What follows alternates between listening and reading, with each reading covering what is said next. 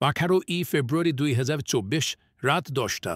একটি সাধারণ রাতের মতোই শুরু হয়েছিল, কিন্তু কয়েক মিনিটের মধ্যে সেই রাত পরিণত হয় এক ভয়াবহ দুঃস্বপ্নে। ব্রিটিশ মালিকানাধীন রুবিমার জাহাজটিকে লক্ষ্য করে হঠাৎ আঘাত হানে দুটি ব্যালিস্টিক মিসাইল। পিছনে ছিল ইয়েমেনের হুথি বিদ্রোহীরা।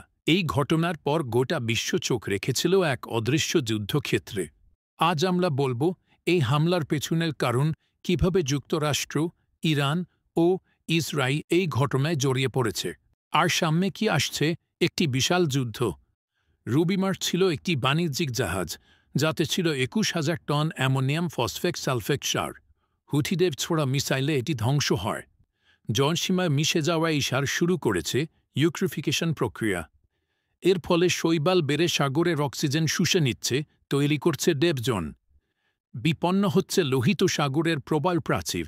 ইয়েমেনের হুথি বিদ্রোহীরা সরাসরি ইরানের মদদপুষ্ট। 2015 সাল থেকে তারা একটি গৃহযুদ্ধ চালাচ্ছে এবং এখন তারা নিয়ন্ত্রণ করছে লোহিত সাগরের উপকূলীয় এলাকা।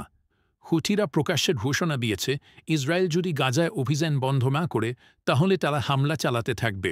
ইরান সরাসরি না থাকলেও তারা হুথিদের মাধ্যমে একটি প্রক্সি যুদ্ধ চালিয়ে যাচ্ছে। ড্রোন, মিসাইল, প্রযুক্তি সব গিয়ে হুথিদের শক্তিশালী করছে। ইসরায়েল তার বন্দর এলিয়াত এবং সয়েজ, জর্ডানের আকাবা, মিশরের সুখনা ও সৌদি জেদ্দার মতো বন্দরগুলোকে আন্তর্জাতিক ট্রেড হাবে পরিণত করতে চায়। তাদের 98% বাণিজ্য হয় সমুদ্রপথে, বাব আল মানদ্বীপ। তাদের অস্তিত্বের প্রশ্ন, তাই তারা চায় পুরো অঞ্চলটিতে পূর্ণ নিয়ন্ত্রণ।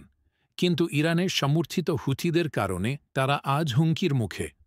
বাব আল মানদেব, বাংলায় যাকে বলে অশ্রুর দরজা বা দুঃখের দ্বার, এটি লোহিত সাগরকে অ্যাডেন উপসাগর ও ভারত মহাসাগরের সঙ্গে যুক্ত করেছে।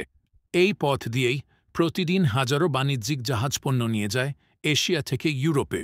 বিশেষ করে সুয়েজ খালের প্রবেশদ্বার হিসেবে এই প্রণালীর গুরুত্ব অপরিসীম।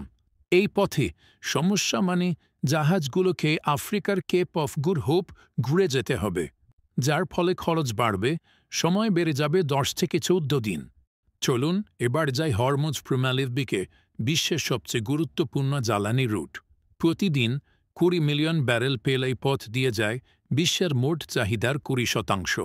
এছাড়াও 20% তরল গ্যাস এলএনজি এই পথ দিয়েই যায়, যার বড় অংশ আসে কাতার থেকে।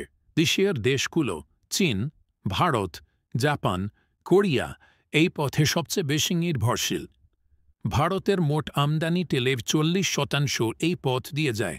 এই পথ বন্ধ হলে তাদের অর্থনীতিতে বিশাল ধাক্কা লাগবে। ইরান জানে তারা আমেরিকার মতো নৌশক্তিতে টেক্কা দিতে পারবে না, তাই তারা ব্যবহার করে এরিয়া ডিনায়াল কৌশল। ছোট কিন্তু দ্রুতগতির বোট, ড্রোন, মিসাইল, সমুদ্র মাইন দিয়ে তারা হরমুজকে পরিণত করতে পারে এক ঘৃণ্য মরণফাঁদে। তাদের পরিকল্পনা শিপিং বন্ধ করা নয়, শিপিংকে ভীত করা।